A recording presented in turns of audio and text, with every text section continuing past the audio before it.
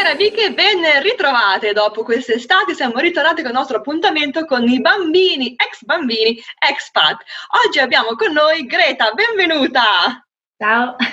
Innanzitutto da dove ci sentiamo? Dove sei tu adesso? In questo istante sono a Monza, in Italia. E raccontaci un po' allora la tua storia, da quando eri piccola fino ad arrivare ai giorni nostri.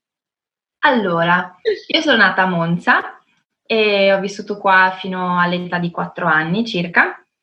Poi i miei genitori si sono trasferiti in Montenegro nel 99 e io e mia sorella siamo andati con loro. Io avevo 4 anni, mia sorella ha 1 anno e mezzo. Lì siamo stati 2 anni, io ho iniziato ad andare all'asilo, ho imparato il serbo-croato, il cirillico. Wow!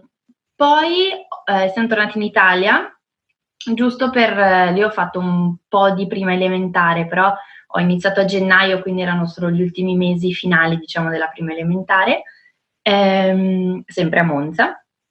Poi siamo partiti di nuovo per l'Uganda nel 2002.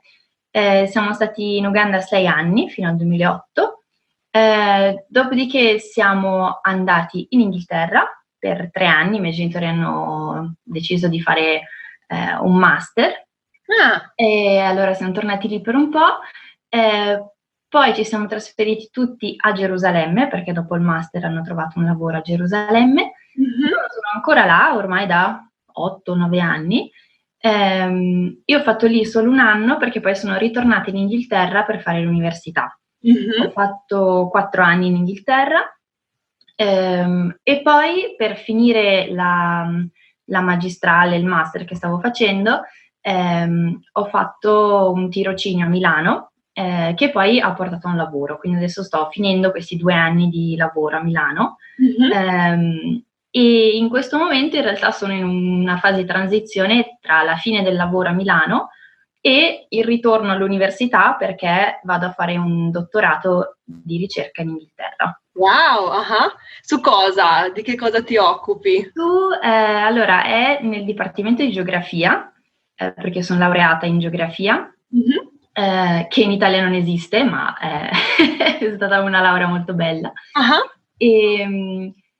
Il dottorato è su studi artici, cioè la mappatura del ghiaccio galleggiante nel mare tra l'Alaska e la Russia. Caspita!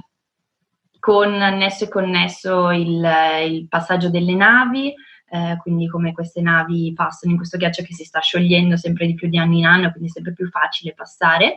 Non ci sono particolari leggi che regolano questo passaggio di navi, e quindi è una ricerca da un lato di geografia fisica, quindi di mappatura del ghiaccio, e poi di geografia umana, tipo antropologia, diciamo, per vedere insomma queste meganavi che portano scambi globali vanno a toccare paesini di comunità indigene, magari di 200-300 persone, che tutto d'un tratto si trovano nel mezzo di questo flusso mondiale di trasporti, quindi la mia ricerca è su quello. Caspita, bello, bellissimo! E quanto, parlando appunto di geografia, quanto il tuo viaggiare ha influito un po' su questa scelta appunto di continuare ad esplorare il mondo e magari appunto piccole comunità che nessuno conosce? Diciamo che il mio viaggiare mi ha reso abbastanza impavida, direi, cioè quando racconto che andrò a vivere magari in Alaska per dei mesi perché è richiesto dalla mia ricerca, tutti dicono cavolo, l'Alaska. E io dico, vabbè sì, nel senso farà un po' più freddo, però c'è poco la paura dell'andare via, perché ormai sono da quando avevo 17 anni che non abito più con i miei genitori, quindi è una cosa che per me è normalità. Normale, certo. Sarà un po' più freddo. Esatto. Ascolta, e tu hai fatto sempre delle scuole italiane o delle scuole estere quando eri appunto nei vari paesi? E l'unica scuola italiana che ho fatto erano quei 6 mesi quando eravamo tornati, che ho fatto la prima elementare. Per il resto ho sempre fatto scuole internazionali in internazionali inglesi, internazionali americane, e in Inghilterra poi era il sistema inglese, che però più o meno era in linea con la scuola internazionale che avevo fatto fino a quel momento lì, e a Gerusalemme era una scuola americana più che internazionale, però sì, sempre il sistema inglese, comunque in lingua inglese. Sì. E quali sono stati dei momenti che ci vuoi raccontare, magari sia di particolari difficoltà che dici, cavoli, ti ritrovi un po' spiazzata in questo posto nuovo, sia invece magari di soddisfazioni che hai avuto in questi anni con amicizie, con scoperte che hai fatto? Allora, come cose difficili, diciamo che a volte è un po' strano, diciamo, perché io parlo bene sia l'italiano che l'inglese, al punto che un italiano non sa che io parlo anche l'inglese e un inglese non sa che io sono italiana. E quindi uno prende per scontato che tu conosca tutto. Per esempio, i modi di dire, piuttosto che le serie TV che fanno in quel momento lì. Quindi uno parla, racconta delle cose e a un certo punto tu devi ammettere che in realtà non hai la minima idea di cosa sta dicendo, perché non lo conosci, ci dispiace. Allora poi tutta la storia di come mai, perché, eccetera, eccetera. Che parli la lingua perfettamente, però magari non hai non guardi la TV di quel paese piuttosto che... Sì, o anche certi modi di dire, magari a volte li traduco dall'italiano in inglese e questi mi guardano per dire boh, o al contrario, quindi perché uno alla fine si mischia e fa la vita di tutti i giorni in quel posto lì, però in realtà c'è una storia che viene da un'altra parte, quindi a volte esci in questi momenti un po' brutti, un po' imbarazzanti in cui dici no, non lo so.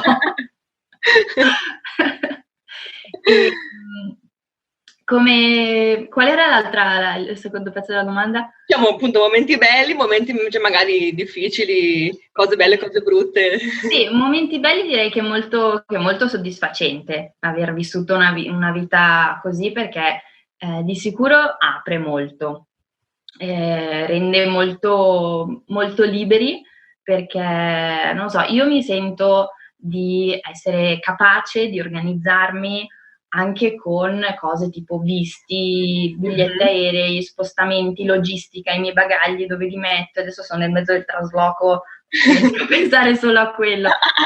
Però è una capacità, no? Certo. Di riuscire a contare su se stessi e anche sapere di cavarsela e di avere questo come risorsa personale anche con le lingue. Certo. L'inglese comunque nei paesi che giro io sono una risorsa enorme.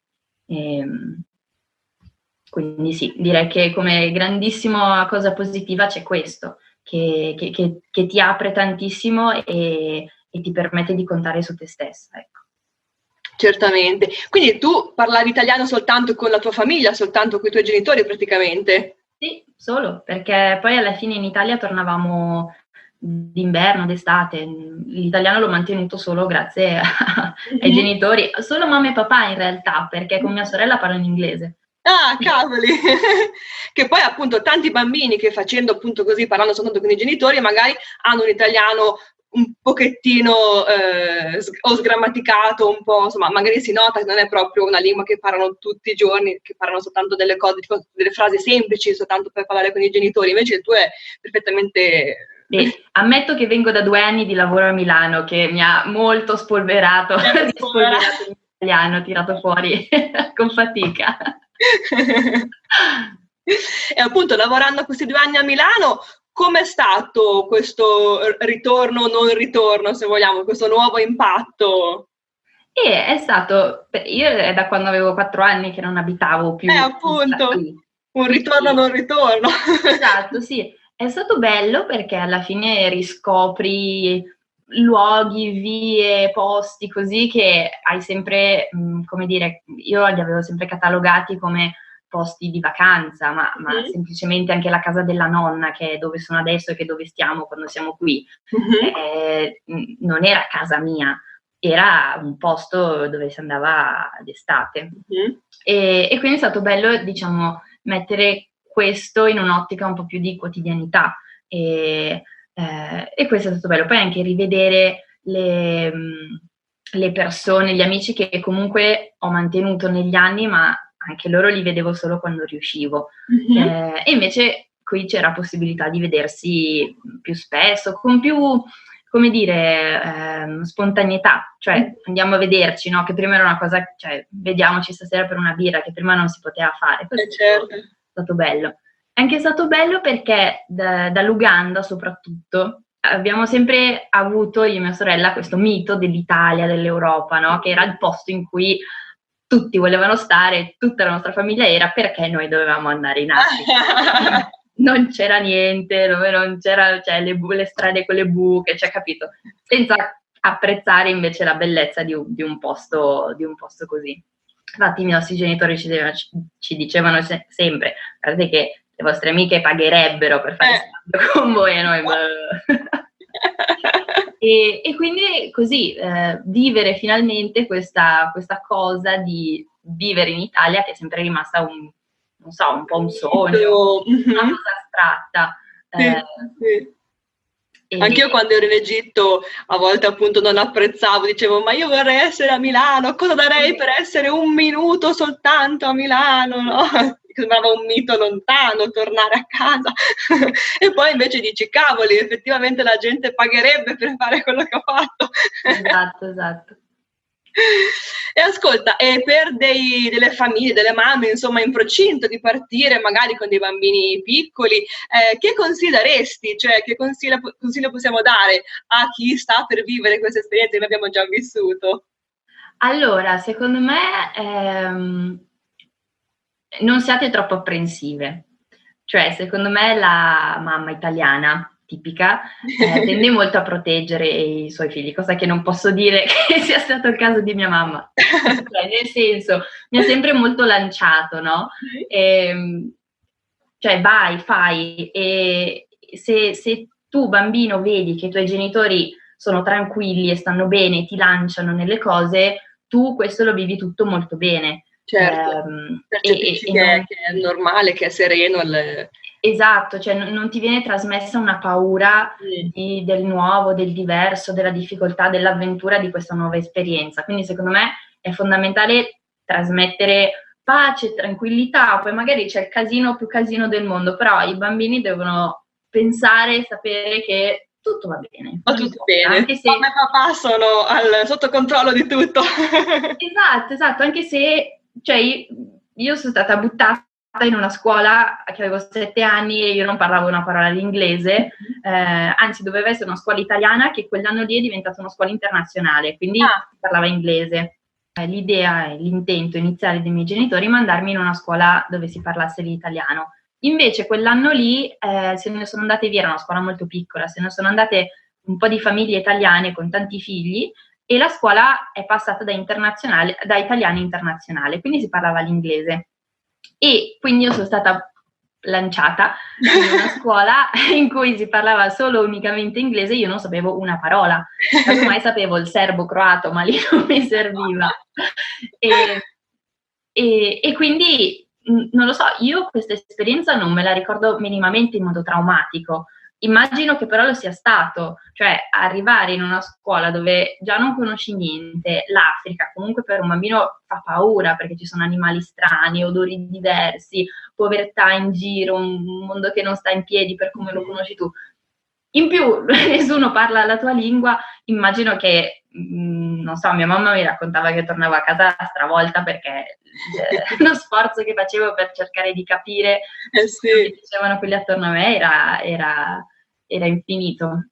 Però c'è stato anche molto supporto da parte dei miei genitori, cioè leggevamo i libri in inglese a casa insieme, mi ricordo che mia mamma passava i pomeriggi a colorare le cose insieme, a scrivere insieme, quindi da un lato mi lanciava molto, però mi sosteneva molto anche in questo, cioè non ero abbandonata. Certo.